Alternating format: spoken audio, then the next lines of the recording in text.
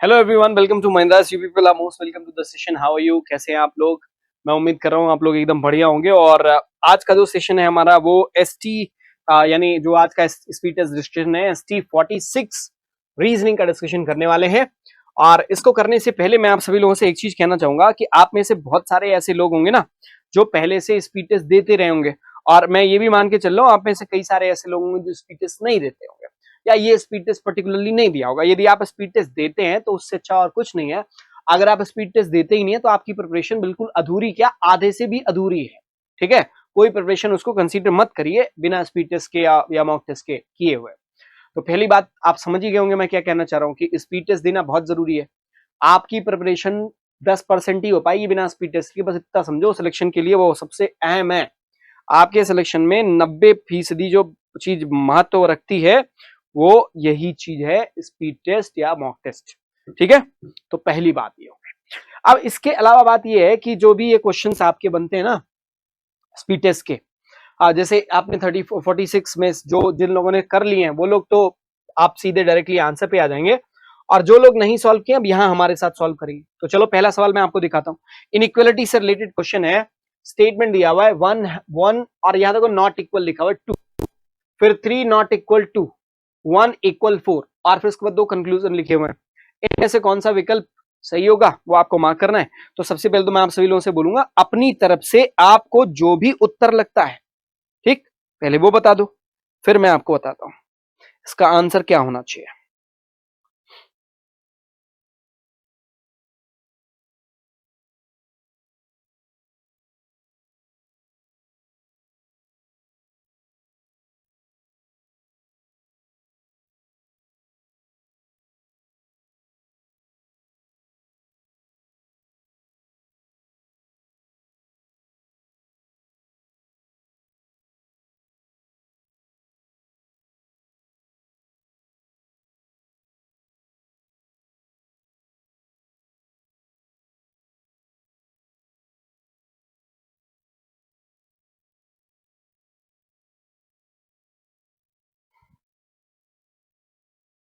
Okay, so let me tell you what is the correct answer for this one. Okay, क्या answer बनेगा भैया? देखो, एक not equal का कॉन्सेप्ट पहले समझ लेना। आपको 2 और 4 का कंपैरिजन करना है ना, तो 2 से 3, देखो 2 से 1 और 1 से 4।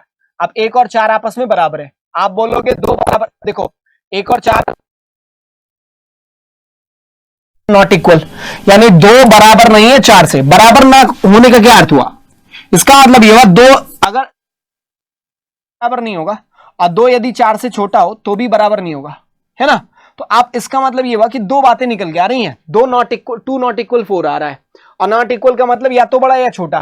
तो पहले वाले में 2 को बड़ा बताया गया, तो अकेले तो ये बात गलत है क्योंकि छोटा भी हो सकता है। यहां पे केवल छोटे वाली बात कही गई, तो दोनों गलत। लेकिन ये दोनों कॉम्प्लीमेंट्री बनेंगे क्योंकि आपको मिल क्या रहा है, 2 नॉट इक्वल 4 मिल रहा है, यानी या तो 2 4 से बड़ा होगा या 2 4 से छोटा होगा।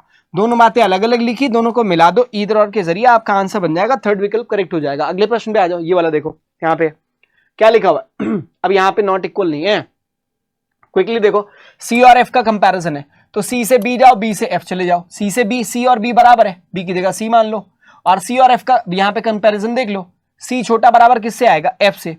अब सी छोटा बराबर एफ से आएगा, पहले वाले में सी को बराबर एफ से बोला गया, गलत हो गया। हाँ, अब आप एक चीज और ऑब्जर्व करना, ई और बी लिखा हुआ है ना। बी को आप, बी और सी बराबर है तो बी की जगह आप सी मान लो, बोलो हाँ, कहो हाँ। अब ई और एफ आपस में बराबर है तो ई की जगह एफ मान सकते हो, बोलो हाँ, कहो हाँ। ठीक है, तो ये ग्रेटर कर लो। अब एक्चुअली पहला वाला सी बराबर एफ लिखा हुआ है, दूसरे में सी छोटा एफ से लिखा हुआ है, और यहां हमको मिला क्या था? बी की जगह सी रखा था, तो सी छोटा बराबर एफ आया था, यानी सी या तो एफ से छोटा या बराबर है। पहले वाले में सी एफ से बराबर लिखा हुआ है, दूसरे में सी एफ से छोटा लिखा हुआ है। आपने कहा बिल्कुल ये ईदर और के पेयर बनेंगे, भले ही वेरिएबल अलग दिख रहे हैं पर ये वेरिएबल सेम ही है, तो ये ईदर और बनाएगा, थर्ड विकल्प आपका राइट आंसर बनेगा। है ना बढ़िया सवाल? बिल्कुल। चलो अगले प्रश्न पे आ जाओ। आर और एस का कंपैरिजन करना है, ठीक। क्या करोगे? आर से जाना है आपने क्यू, और क्यू से चले जाओ एस, कहो हाँ। ऐसे जा सकते हैं, बिल्कुल जा सकते हैं। तो आर बड़ा है क्यू से, और जब अपन क्यू से एस की तरफ गए ना तो क्यू छोटा एस से आ रहा है, तो एक बार बड़ा एक बार छोटा, क्या अर्थ हुआ इसका? साइन हो गए उल्टे। उल्टे साइन के केस में कोई इकलौता कंक्लूजन कभी सही नहीं हो सकता।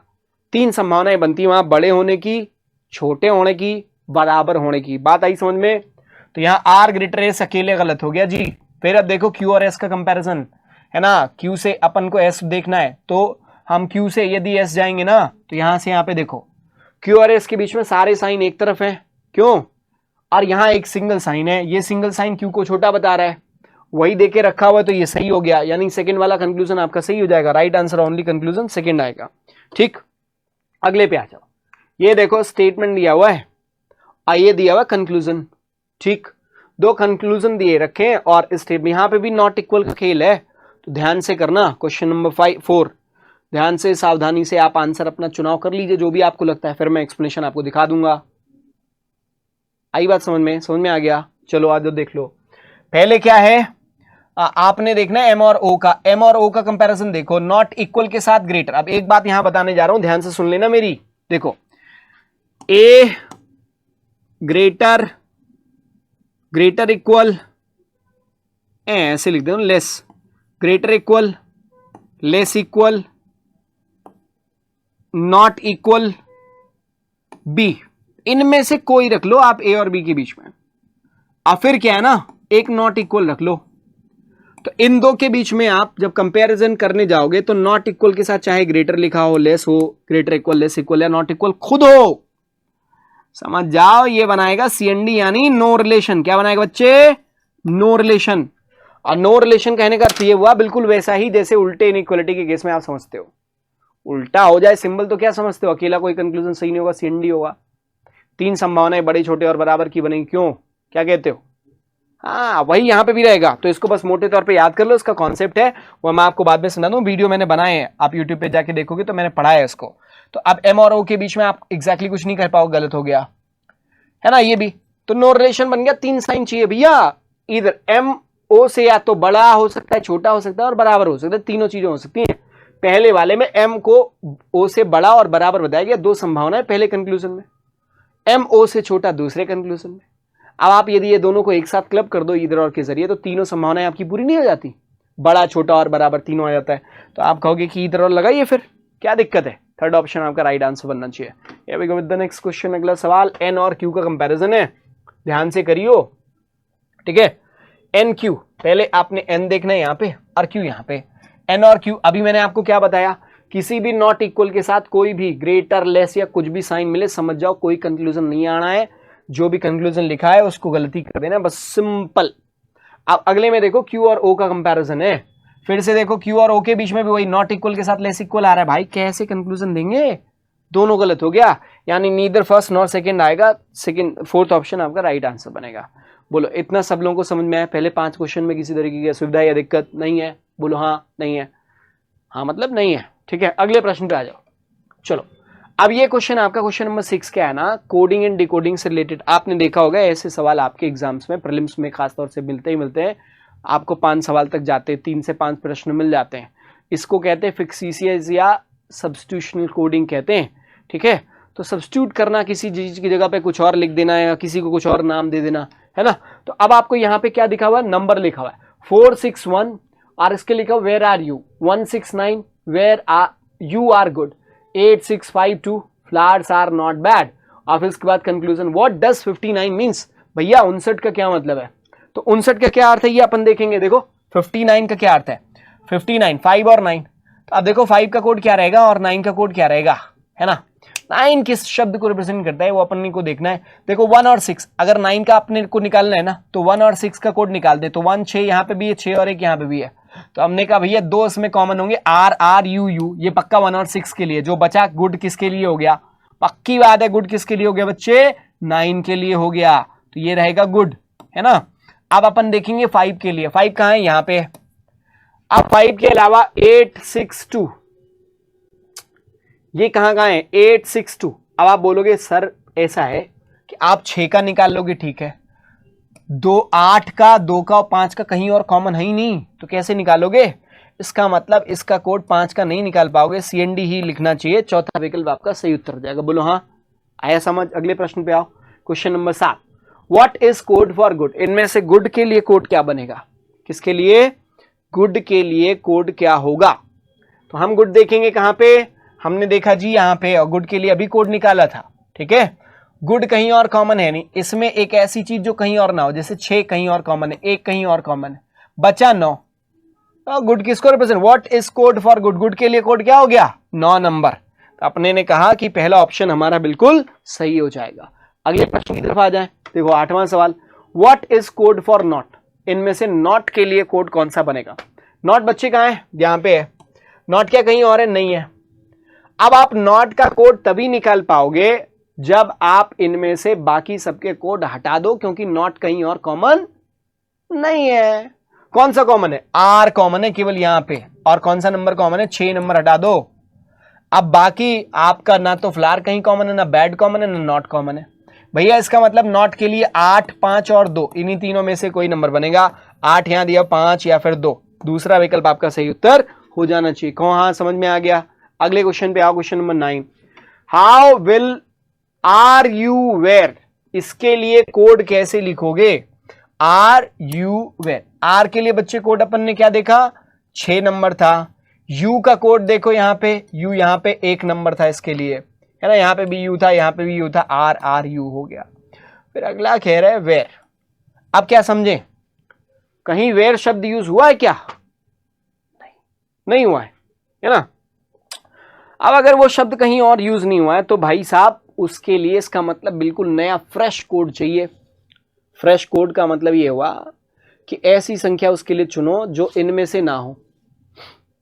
अब भाई साहब आपके पास 10 ही 9 नंबर, 1 0 से ले 1 2 3 4 5 6 7 8 9 ऐसे ही रहते।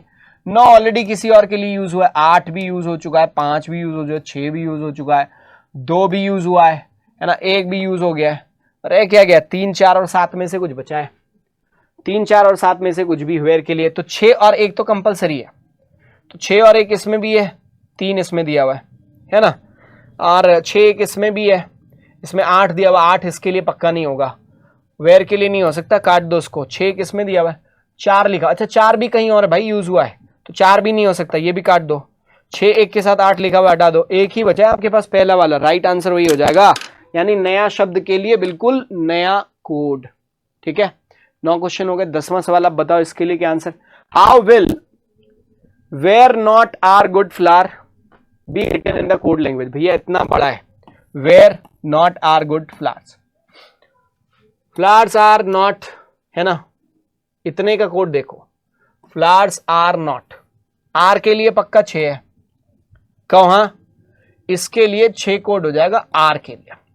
अब आप बोलोगे नॉट और फ्लावर, नॉट और फ्लावर का कोड में डाउट रहेगा भाई, 8 5 और 2 में से डाउट रहेगा, तो ये हो सकता है 8 5 2, इनमें से कोई 2 उठाने हैं आपको, एक तो आपको 6 लिख लोगे आर के लिए। फिर रही बात वेयर के लिए, बिल्कुल नया कोड आना चाहिए। तो कहीं ना कहीं यदि आप देखें तो एग्जैक्टली किसी कोड पे नहीं पहुंच पाएंगे, क्योंकि भाई साहब आप जो है फ्लावर और नॉट के कोड में आपको बड़ी दिक्कत होने वाली है। 8 5 और 2 में से कौन सा फ्लावर के लिए, कौन सा जो है नॉट के लिए, कौन सा बैड के लिए नहीं पता, तो सीएनडी बनेगा, और सीएनडी बनने का मतलब ये डेटा इनएडिक्वेट, जो चौथा विकल्प है आपका, वही आपका आंसर के रूप में होना चाहिए। कहाँ समझ में आ गया? इतना आ गया समझ? अगले प्रश्न पे आ जाए। ये लो, अब इस क्वेश्चन को करने के लिए मैं आपको 2 मिनट का समय दूंगा भाई, जो लोग यहां देख रहे होंगे उनको समय दूंगा, और फिर मैं इसको एक्सप्लेन करूंगा। ठीक है, फिर आपका जो भी आंसर है वो हमारे साथ आप मैच करा सकते हो। 2 मिनट में लेके चल रहा हूं आपके लिए, ठीक है बच्चे? ओके, तो जो लोगों ने नहीं किया है वो लोग यहां पे करेंगे। 2 मिनट का टाइमर मैं स्टार्ट कर रहा हूं, हियर वी गो। चलो भाई, फिर एक्सप्लेनेशन देखेंगे।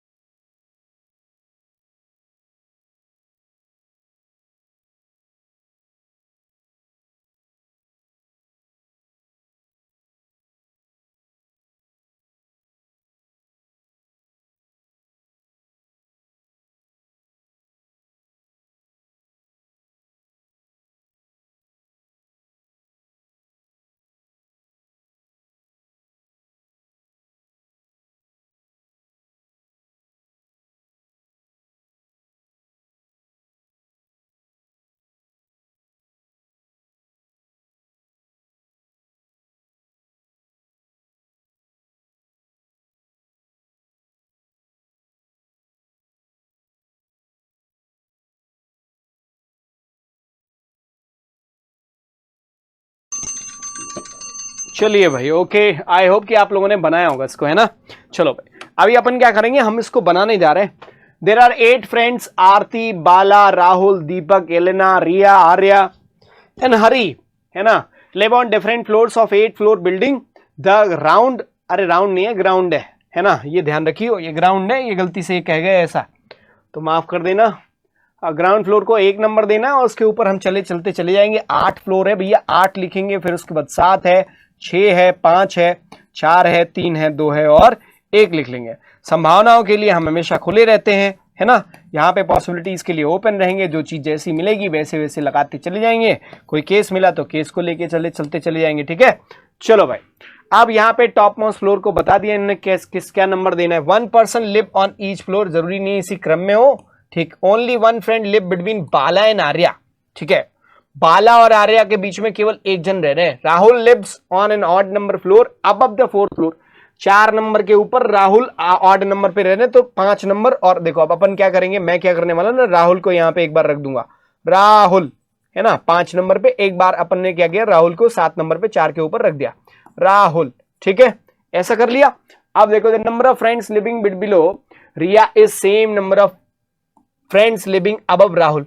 राहुल के ऊपर जितने हैं रिया के नीचे उतने हैं। भैया यहाँ वाले केस में केस नंबर 1 इसको दे देता हूं, इसको केस नंबर 2 दे देता हूं। राहुल के ऊपर 3 है तो रिया के नीचे 3 होने चाहिए, यानी रिया यहाँ पे आएंगी। फिर उस कंडीशन में यहाँ राहुल के ऊपर 1 है तो रिया के नीचे 1 आने चाहिए, तो रिया को ऐसे कंडीशन में हम यहाँ पे लगा देंगे। अब रिया को सेट कर दिया है, मतलब यहाँ पे बैठा दिया है, तो क्या कह रहे हैं, the number of friend living below Riya is same as number of friend living above Rahul. There is 1 floor between Aarti and Deepak. अच्छा, आरती और दीपक के बीच में 1 फ्लोर का गैप है। अभी छोड़ो, इनको यूज ही नहीं कर पाएंगे हम, क्योंकि आरती और दीपक कहां लेके जाए।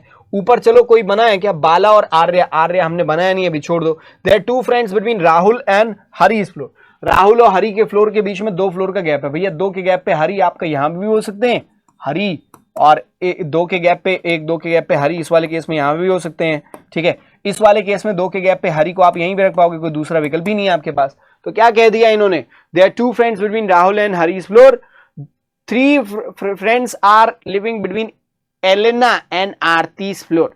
आरती और एलेना के फ्लोर के बीच में 3 फ्लोर्स का गैप है, ठीक है। और जहां पे एलेना जो है वो आरती के ऊपर रह रही है। Bala lives on 6 floor. भैया बाला का दे दिया इन्होंने 6वां फ्लोर, बाला, ओके, 6 नंबर पे बाला है।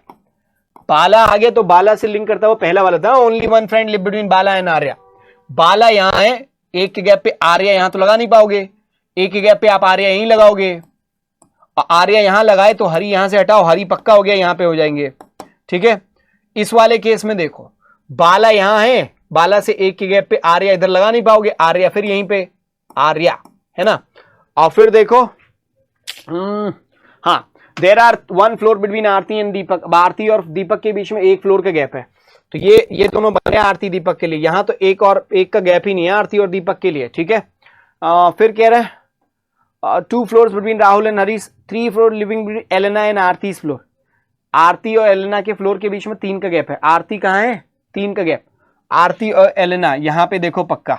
आरती को आप यहां लगाओ, क्यों ऐसा कह रहा हूं, क्योंकि आरती देखो एक और बात में कॉमन थी, यहां पे लिखा हुआ था 1 फ्लोर बिटवीन आरती एंड दीपक, तो आरती यहां लगाओ 1 के गैप पे, दीपक को यहां लगा दो, है ना। आरती और एलेना के बीच में 3, तो आरती यहां लगाएंगे, 1 2 3 का गैप, एलेना यहां लगा देंगे। एलेना की स्पेलिंग क्या है, ENA। लड़कियां बहुत जल्दी बुरा मान जाती है ना, एक्चुअली इनका नाम गलत हो गया तो इसलिए बड़ा ध्यान रखता हूं। बाला लिव्स ऑन 6 फ्लोर, ठीक है, सब कुछ बन तो गया। ये वाले केस में क्या समस्या रहेगी भैया, 3 के अंतर पे, मान लो यहां पे रख दे रहे हो, है ना, तो आप इसमें फिर रखोगे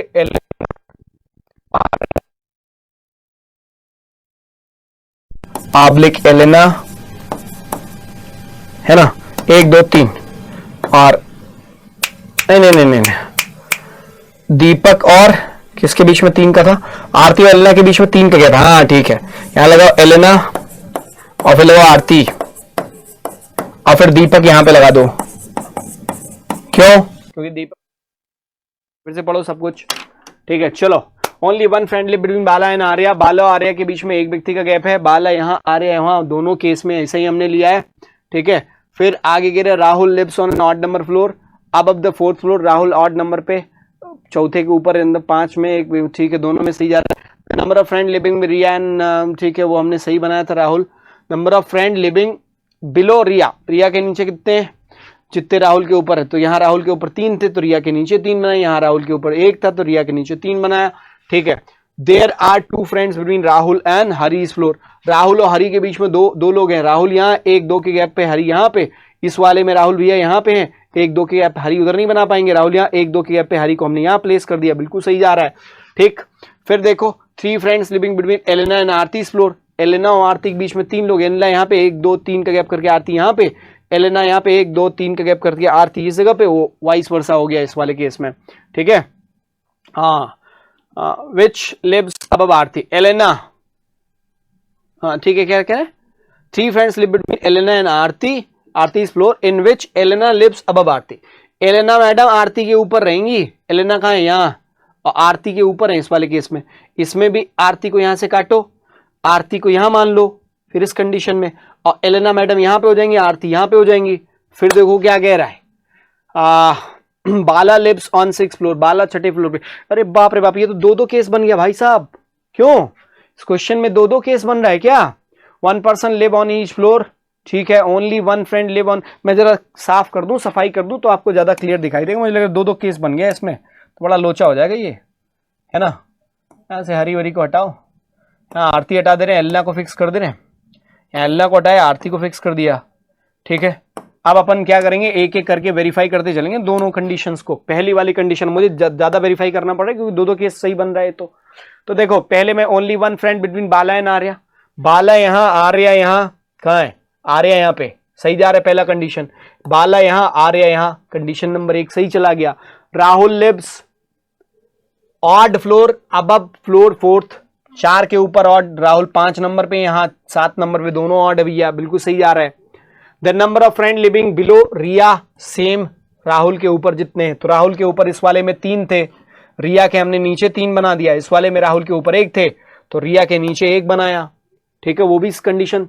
there is 1 floor between Aarti and Deepak, Aarti और दीपक के बीच में एक, आरती यहाँ पे, दीपक यहाँ पे, 1 फ्लोर का गैप है, इसमें देखो आरती यहाँ पे और दीपक इस जगह पे, 1 फ्लोर का आरती और दीपक के बीच में गैप है, यार सब तो सही जा रहा है, ठीक है। There are 2 friends between Rahul and Hari floor, Rahul और हरी के बीच में 2 फ्लोर का गैप है, राहुल यहाँ और 2 का गैप करके हरी यहाँ पे है, यहाँ पे राहुल देखो कहाँ है, राहुल यहाँ पे, 1-2 का गैप करके हरी इस जगह पे, राहुल और हरी के बीच में 2 का गैप, यार यहाँ पे भी सही जा रहा है। अब क्या किया जाए, आगे देखो Rahul and Hari floor, 3 friends are living between Elena and Aarti, Elena और आरती की, एलेना यहाँ पे, आरती यहाँ पे, 1-2-3 इनके बीच में, और यहाँ पे भी देखो एलेना इस जगह पे 1-2-3 और आरती इस जगह पे प्लेस किया, एलेना और आरती के बीच में 3, हाँ एलेना ऊपर रह रही है, यहाँ पे भी एलेना ऊपर रखा है, यहाँ पे भी एलेना को ऊपर रखा है। Bala lives on 6th floor, बाला को 6ठे नंबर पे, दोनों में ही हमने प्लेस, भाई साहब 2-2 आंसर बनेगा। अब हम विकल्प के अनुसार चलें, क्या करें, who lives on the top floor, Arya रह रही है दोनों में टॉप फ्लोर पे, हमारा कौन सा आंसर बनेगा, 2nd position, in a certain way, Arya related Deepak, Arya Deepak से एलेना हरी, तो राहुल का रिलेशन आर्या दीपक एलेना हरी आर्या यहां पे, दीपक यहां पे, एलेना हरी, यानी पहला आखिरी एलेना हरी, राहुल का फिर रिया से होना चाहिए, केस नंबर 1 के हिसाब से राहुल का किससे होना चाहिए, रिया। इस वाले केस में देखें, आर्या दीपक, आर्या 1-2-3-4 का गैप करके दीपक, ठीक है, फिर एलेना हरी, एलेना यहाँ पे और हरी तुरंत, अरे सब इसमें गबड़ा गया, यानी ये केस नंबर 2 नहीं मान रहे, केस नंबर 1 के हिसाब से आंसर इनका होगा। पर मैं सच बताऊं, इसके दोनों केसेस सही हैं, ठीक है, ऐसा एग्जाम में आपको अब मिलेगा नहीं, अगर कोई गलती है तो ये गलत बोला जाएगा, ठीक है। चलो अब पहले वाले के हिसाब से हम आंसर चेक कर लेंगे, तो इसमें हमारा आंसर क्या बना था, रिया आएगा, तो रिया किस में दिया हुआ है, 4th ऑप्शन में दिया हुआ, करेक्ट आंसर हो जाएगा। How many friends are living between Rahul and Riya, Rahul और रिया के बीच में कितने लोग, कोई जन नहीं है राहुल और रिया के बीच में, तो नन आएगा, पहले विकल्प में नन दिया हुआ है, so that is the correct answer. अगले पे आओ, 4 of the following 5 are alike in a certain way and hence form a group which does not belong, Arya Bala Elena Riya Hari, Arya Bala Elena, Elena कहाँ गई, एलेना मैडम, एलेना फिर रिया और फिर हरी, देखो हरी, रिया, आर्या और बाला ये सब इवन पे हैं, एलेना मैडम एक ऐसी हैं जो ऑड फ्लोर पे हैं, तो इसके लिए वही एलेना मैडम का ही आंसर होना चाहिए, है ना। तो इसमें वो among the following lives immediately below, अच्छा एलेना आएगा 3rd ऑप्शन में। Who among the following lives immediately below the floor of Riya, Riya के तुरंत नीचे वाले फ्लोर पे इनमें से कौन रह रहा है? आरती मैडम रह रही है, तो यहाँ पे आंसर क्या हो जाना चाहिए? आरती फोर्थ ऑप्शन आपका राइट आंसर बनेगा। ठीक है, दो पॉसिबिलिटी बनी भाई, मैंने दोनों चेक कर ली, दोनों सही आ रही है, पर इनका जो आंसर इस वाले इसमें दिया हुआ है वो एक पॉसिबिलिटी के हिसाब से दिया हुआ है, जो कि मतलब ऐसे देखें तो ऐसी पजल्स को आप गलत ही कंसीडर करेंगे, क्योंकि ऐसा एग्जाम में आपको नहीं मिलेगा। चलो कुछ क्वेश्चन अपने सिलॉग से रिलेटेड है, तो ये देख लेते हैं। कह रहे some A are B no B is C, कुछ ए क्या है बी है। पहले तो मैं आप लोगों से सजेस्ट करूंगा आप लोग इसको बनाइए, फिर मैं बनाऊंगा इसको। चलो कोशिश कर लो आप एक बार, क्या आंसर होना चाहिए। क्या कह रहे सम ए आर बी, कुछ ए क्या है बी है, सम ए आर बी, और फिर कह रहे नो बी इज सी, कोई भी बी क्या नहीं है, सी नहीं है। फिर कह रहे ऑल सी आर डी, सारे सी क्या है जी, डी है। दो कंक्लूजन दिए गए, फटाफट चेक करो और आंसर बताओ। सम डी कैन बी ए, कुछ डी ए हो सकते हैं। अभी देखो डी और ए का रिलेशन तो ऐसे नहीं दिया हुआ है, इनडायरेक्ट रिलेशन है ना, और वो इनडायरेक्ट रिलेशन बच्चे क्या है, देखो सी का कुछ हिस्सा किसके साथ जुड़ा हुआ है, डी के साथ, और डी नेगेटिव है बी के लिए, है ना। अच्छा डी और ए के बीच में तो यार कुछ है ही नहीं, डी और ए के बीच में जब किसी दो के बारे में कोई जानकारी ना दी गई हो तो संभावना कुछ भी लिखे सही, कैन बी का मतलब पॉसिबिलिटी, तो ये सही हो गया। All A can never B, can के साथ नेवर आए बच्चे, ध्यान रखो, चाहे ऑल लगा हो चाहे सम लगा हो, इसको सम नॉट कंसीडर करना, यानी सम ए इज नॉट सी। ठीक है, ऐसे मान लो कुछ ए सी नहीं है, बिल्कुल सही है। ए का कुछ हिस्सा क्या है बच्चे, बी है, और बी नेगेटिव किसके लिए, सी के लिए, यानी ए का जो हिस्सा बी के साथ जुड़ा हुआ सी के लिए नेगेटिव हो जाएगा, तो सम ए आर नॉट सी बिल्कुल सही हो जाएगा, यानी all A can never be C. पूरा ए कभी सी नहीं हो पाएगा, कब नहीं हो पाएगा, जब ए का कुछ हिस्सा सी के लिए क्या हो, नेगेटिव हो। ठीक है, अगले पे आ जाओ, तो यहां पे आंसर बनेगा। अगले प्रश्न की तरफ आ गए, ये रहा अगला सवाल, क्वेश्चन नंबर 17। ध्यान से देखेंगे, स्टेटमेंट दिया हुआ और कंक्लूजन दिया हुआ है, चेक करो। पहला स्टेटमेंट क्या दिया हुआ है, पहले कह रहे हैं सम ए आर बी, कुछ ए बी है ना, नो बी इज सी, कोई भी बी सी नहीं है, एंड फिर कह रहे ऑल सी आर डी, सारे के सारे सी क्या है, डी है। दो कंक्लूजन लिखे हुए हैं, ऑल सी कैन बी ए, सारा सी क्या हो सकता है, ए हो सकता है, all C can be A, all C can be A. क्या पूरे सी को ए के अंदर लेके जा पाओगे भाई साहब, बिल्कुल ले जा पाओगे। देखो सी किसको, सी और बी टच नहीं होना चाहिए, सी को आपको ए के अंदर लेके जाना है, बिल्कुल लेके जाओ, बी को ना टच कराओ, बस जा सकता है। तो ऑल सी कैन बी ए बिल्कुल सही हो गया, all B can be D, सारा बी डी हो सकता है क्या, बी को हमें डी के अंदर ले जाना है, किसको टच नहीं करना चाहिए, बी, सी को। हमने कहा नहीं करेगा भाई साहब, ले आएंगे बी यहाँ पे, डी को, बी जो है सी को नहीं टच कर रहा, डी के अंदर चला गया, तो ये भी पॉसिबल हो गया। तो हमारा इस केस में दोनों कंक्लूजन सही हो जाएंगे, राइट आंसर ऑप्शन 5 बनेगा। बोलो समझ में आया। अगले प्रश्न पे आ जाओ, ये अगला सवाल आपका, स्टेटमेंट दिया हुआ है question number 18, all P are Q, no P is R, no S is P, और दो कंक्लूजन, और फिर उसके बाद आपके विकल्प दिए गए, फटाफट देखो, आप अपनी तरफ से देखो आपको क्या लगता है, फिर उसके बाद आंसर करेंगे। ठीक है, आया समझ। हाँ, ऑल पी आर क्यू, सारे पी क्या है जी, क्यू है, all P are Q. No P is R, कोई भी पी आर नहीं है ना। नो एस इज पी, कोई भी एस पी नहीं है, ये एक और एस पी नेगेटिव है पी के साथ, बराबर है। अब देखो पहला conclusion, all Q can be S, सारा क्यू क्या हो सकता है, एस हो सकता है। आपने कही सारा क्यू एस कैसे हो सकता है भाई, नहीं हो सकता, क्यों, क्योंकि कुछ क्यू का हिस्सा क्या है, पी है, और पी नेगेटिव है एस के लिए, तो जो क्यू का हिस्सा पी है ना वो एस के लिए हमेशा नेगेटिव रहेगा, तो क्यू को पूरी तरीके से एस के अंदर आप नहीं ले जा पाओगे, तो ये गलत हो गया। Some Q are definitely not R, Q का कुछ हिस्सा निश्चित रूप से आर नहीं है। अब ये कंक्लूजन बिल्कुल सही है, कैसे, क्यू का हिस्सा क्या है, पी है, और पी नेगेटिव किसके लिए जी, आर के लिए, यानी क्यू का जो हिस्सा पी है वो आर के लिए नेगेटिव है, तो आप कह सकते हो some Q is not R, definitely not R. Second वाला कंक्लूजन आपका सही हो जाएगा, राइट आंसर ऑप्शन 2 होना चाहिए, which says conclusion number 2 follows, only conclusion 2 follows, correct है। चलो अगले प्रश्न पे आ जाओ, क्वेश्चन नंबर 19, ये रहा आपके सामने, all M are N, some N R O, some P are M, और दो कंक्लूजन दिए गए, फौरन से चेक करिए और बताइए आपका आंसर क्या होना चाहिए।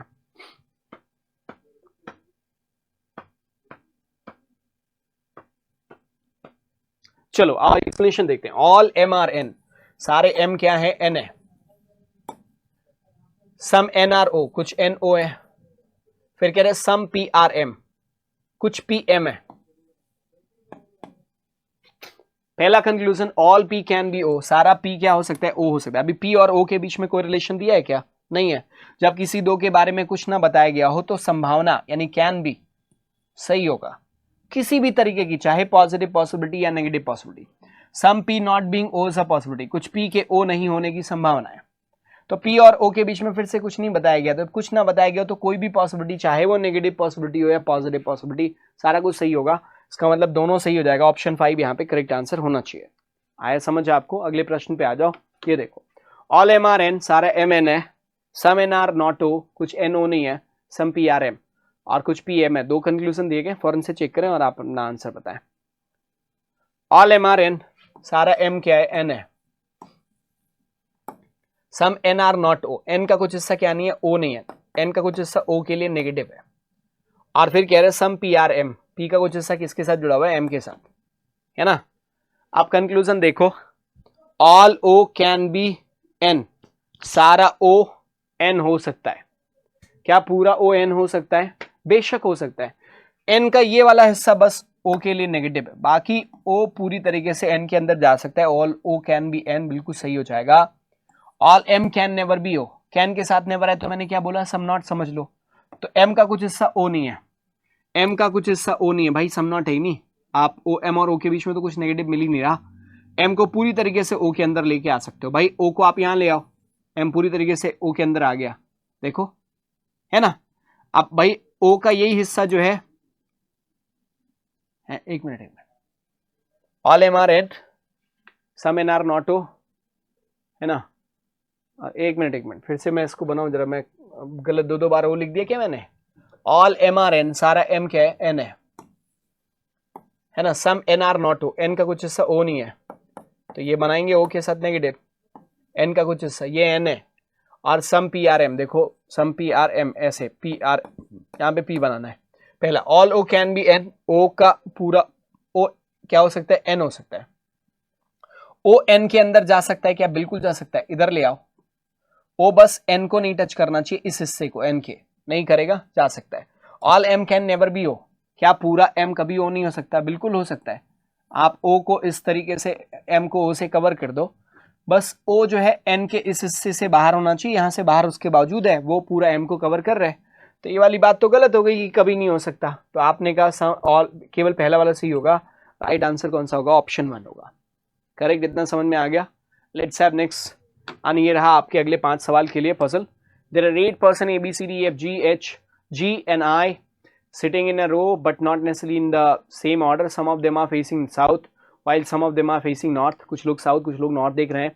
Not more than 2 person facing same direction sit together. दो व्यक्ति से ज्यादा नहीं होना चाहिए एक साथ जो एक ही दिशा में देख रहे हो। E who sits to the immediate left of G, हाँ, E who sits to the immediate left of G, E G के तुरंत लेफ्ट में।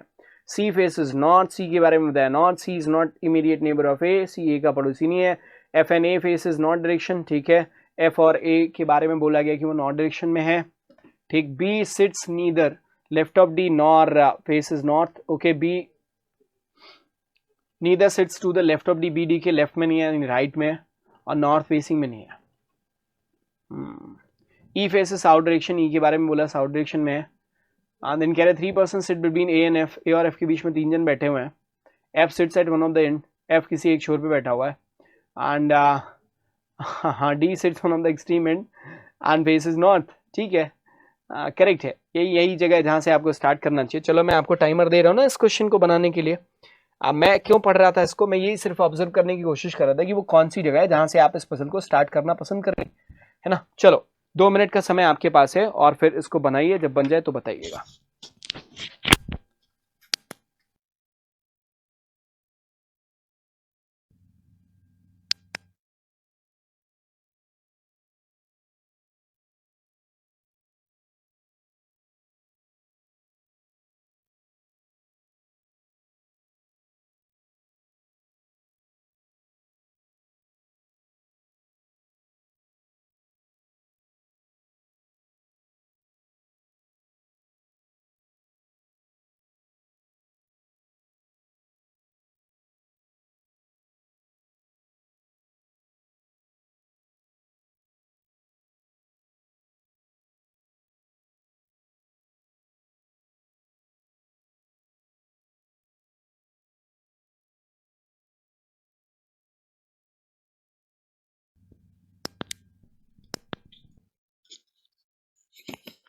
चलिए जी, बन गया।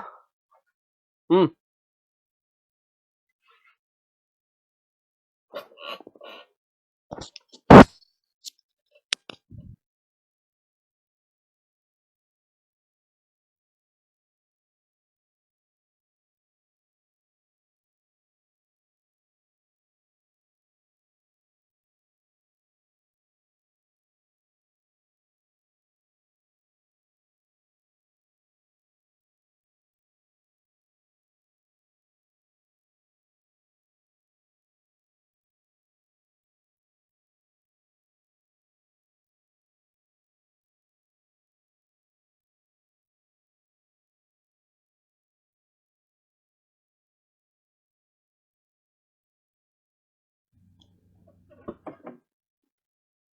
आई होप आपने बना लिया होगा, और चलो अभी साथ में बनाते हैं। मैं पूरी पजल को पढ़ने के बाद एक चीज डिसाइड कर ले गया कि हमें यहाँ से स्टार्ट करना चाहिए। कैसे? F sits at one of the in, और फिर बोला गया एफ और ए के बीच में 3 व्यक्ति बैठे हुए। मैं यहाँ से स्टार्ट करना पसंद करूंगा। 8 व्यक्ति हैं। मैं 2 अलग अलग स्थितियां लेके चलता हूँ। एक में एफ को मैंने इस तरफ ले लिया, और जैसा बोला कि F sit one of the end, there are 3 person sit between A and F, तो 1, 2 और 3 का गैप करके ए को मैंने यहाँ पे बनाया। और हमें पता है ये 5 बने तो अगले 3 लोग इसी तरफ जाएंगे, 1, 2 और 3। और मैं एक और चीज देख पा रहा था इसमें, जिसमें कह रहा था कि D sits at one of the extreme end and faces north. ऐसे में डी यहाँ पे बनेगा और वो नॉर्थ फेसिंग आ जाएगा। मैं इतना बनाया इसमें। दूसरी स्थिति में मैंने क्या किया, यहाँ पे एफ को कंसीडर किया और एफ को एक साइड में बनाया, और मैं ये मान के चला कि एफ इस एंड पे होगा, फिर 2 और 3 का गैप करके एफ से फिर यहाँ पे कौन आना चाहिए? ए आना चाहिए। एफ और ए के बीच में 3 लोग हैं। अगले अगले जो है, तो ये कितना बना? 5 का सीक्वेंस बना। अगले 3 लोग इस तरफ, 1, 2 और 3 इस तरफ हमने बना दिए। और डी के बारे में बोला गया कि डी एक एंड पर है, तो डी को हमने यहाँ बना दिया। ये हमारा बेसिक स्ट्रक्चर तैयार हो गया। अब फिर मैं ऊपर से चलूंगा और चीजों को पढ़ना स्टार्ट करूंगा। इवन दो आप चाहें तो यहाँ की चीजों को पढ़ सकते हैं। कह रहा है D sits at one of the extreme end and faces north direction. I faces the opposite direction A and sits second to the right of A and G sits third to the right of P. ये वाली बातें हम बाद में use करेंगे। ऊपर चलते हैं। Some of them are facing centre while some okay not more than 2%। तो हम कहां से लाइन उठाएं वो देखिएगा। E who sits immediate left of G, E किसके तुरंत लेफ्ट में जी। यानी ई और जी एक साथ रहेंगे, ये अपने को नोटिस करना है। सी फेसेस नॉट, सी के बारे में बोला गया वो नॉर्थ डायरेक्शन में। C is not immediate neighbour of A, C किसका पड़ोसी नहीं है? ए का पड़ोसी नहीं है। तो ये सी आप इस जगह पे नहीं रख सकते, सी को इस जगह पे नहीं रख सकते। ये वाले केस में सी को आप यहाँ पे और इस जगह पे, सी को ए के पड़ोस में नहीं रख सकते। ठीक है? C does not sit immediate neighbor, C is not immediate neighbor of A. F and A does not, F and A faces north direction. F भी नॉर्थ डायरेक्शन में है और A भी नॉर्थ डायरेक्शन में फेस कर रहे हैं। इधर ये भी और इन दोनों को भी, इस वाले केस में भी हमने F और A को नॉर्थ डायरेक्शन में बना दिया। B neither sits left of D, B D के लेफ्ट साइड में नहीं है, यानी B D के राइट में। अब ये वाले केस में अगर B को इधर कहीं बनेगा, इधर ही बनेगा, तो वो D के लेफ्ट साइड में आने लगेगा, जबकि लेफ्ट में नहीं होना चाहिए। ऐसा इन्होंने बोला है। देखो यहाँ पे क्या कह रहे हैं कि B neither sits to the left of D nor faces north, यानी B साउथ फेस कर रहे हैं और D के राइट में। तो ये वाला पॉसिबिलिटी यहां से एलिमिनेट हो गया। इधर कहीं B को रखोगे तो वो समस्या करने वाला है। ठीक है? अब फिर कह रहे हैं E faces south direction, E किधर फेस कर रहे हैं? साउथ डायरेक्शन, यानी नीचे की तरफ। E का फेसिंग क्या है? साउथ डायरेक्शन में। अच्छा, B का भी, B neither sits left of D nor faces north, और B भी किधर? साउथ की तरफ फेस कर रहा है। ठीक है? अब बी ई बन गया। अब यहाँ पे आई और D sits one of the extreme end faces north direction. ठीक है? डी को हमने एक्सट्रीम एंड पे बनाया और नॉर्थ डायरेक्शन में फेस करा दिया। आई फेसेस ऑपोजिट डायरेक्शन टू ए, आई इसका मतलब साउथ फेसिंग में है। आई भी किधर फेसिंग में होगा? साउथ, क्योंकि ए का नॉर्थ फेसिंग कंफर्म है। I faces opposite direction to A and sits second to the right of A, और ए के राइट में सेकंड पोजीशन पे। तो फर्स्ट सेकंड यहाँ पे, यानी आई आना चाहिए।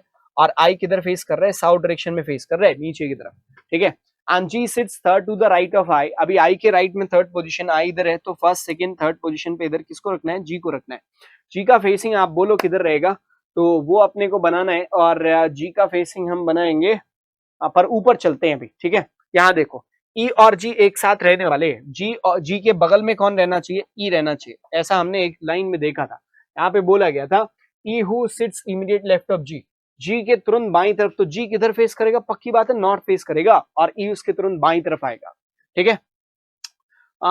Left of G, C faces north, C का फेसिंग तो नॉर्थ डायरेक्शन में है। ऐसा है तो सी को हम किधर लगाएंगे वो बताता हूं मैं आपको। सी को आप इस जगह पे लगा नहीं पाओगे, तो सी को आपको इसी जगह पे लगाना पड़ेगा, और सी को नॉर्थ। अब देखो यहाँ पे ई जी और ए, ये नॉर्थ फेसिंग नहीं होगा, जी ई पक्का है। क्यों? क्योंकि 3 से अधिक लोग या 3 लोग होने लगेंगे, 4 लोग यहाँ पे एक्चुअली नॉर्थ एक ही डायरेक्शन फेसिंग हो जाएंगे, जबकि मना किया गया है, तो इसको साउथ में बना होगा। इधर ये दोनों नॉर्थ हो गए, ये सी इस जगह पे एक व्यक्ति आना चाहिए, और वो कौन सा व्यक्ति है? बी बच रहे हैं ना, तो बी को आप इस जगह पे बनाओगे, और बी का फेसिंग जो है वो साउथ क्लियर है। ये आपका सीक्वेंस बन गया। आई होप आपने ऐसे ही अप्रोच किया होगा। तो कई बार आपको डीप में जाके वो लाइन मिलती है जो लाइन से आप स्टार्ट कर सकते हैं पजल को। अब हम आपको दिखाते हैं पहला सवाल, इससे संबंधित। ये अच्छा, बाकी सारी चीजें हमारी सही है ना, जी से थर्ड राइट, हाँ ठीक है। चलो, in if each of the person made to sit alphabetical order from right to left, then position of how many will remain unchange. ठीक है, अब यहाँ पे इनके कहने का मतलब है कि ए से स्टार्ट करो, A B C D E F G H, कोई नहीं मिलेगा, है ना? हाँ, जी के बाद आई है, एच ही नहीं है, आई। तो A B C D E F G I, और मिल नहीं रहा, कोई मैच नहीं कर रहा, नन हमारा होना चाहिए, और नन किस विकल्प में? फोर्थ ऑप्शन में दिया हुआ। Who sits immediate left of C, C के तुरंत बाई तरफ कौन बैठा हुआ? नॉर्थ फेसिंग आई रहेगा, और आई हमारे किस विकल्प में दिया हुआ? फर्स्ट ऑप्शन में, so that is the correct answer. Here we go, how many person sit between G and B, G और बी के बीच में बैठने वाले लोगों की संख्या कितनी है? जी यहाँ पे, बी यहाँ पे, इनके बीच में एक व्यक्ति बैठा हुआ है, सो 1 is to be the correct answer, किस थर्ड ऑप्शन में दिया हुआ, सो that is the right answer. Here we go. Who among the following sits exactly between D and G? D और G के बिल्कुल मध्य में। तो D यहाँ पे है इधर, और G इधर है, इनके बिल्कुल मध्य में कौन आ रहा है? E आ रहा है। तो हमारा आंसर क्या होना चाहिए? E होना चाहिए, और E पांचवें विकल्प में दिया। And here's the last question जो कहता है What is the position of C with respect to B? C B के सापेक्ष कहाँ है? तो B के लेफ्ट साइड में, B साउथ फेसिंग है ना, फर्स्ट सेकेंड, सेकेंड लेफ्ट होगा C, है ना? B से सेकेंड लेफ्ट C है, तो B से second left, second to the left, कहाँ गया? Second to the left, fourth option में दिया, so that is the correct answer. ये रहा आपका आज का स्पीड टेस्ट। आई होप आप लोगों ने एंजॉय किया होगा। That's it for the day. Thank you so much everybody, bye and take care, see you next day. अगली क्लास में आपसे मुलाकात होती है। खुश रहिए, ख्याल रखिए, मस्त रहिए, जम के स्पीड टेस्ट दीजिए। ईश्वर से प्रार्थना करते रहिए, आप यकीनन सफल हो जाएंगे। Thank you so much, bye and take care.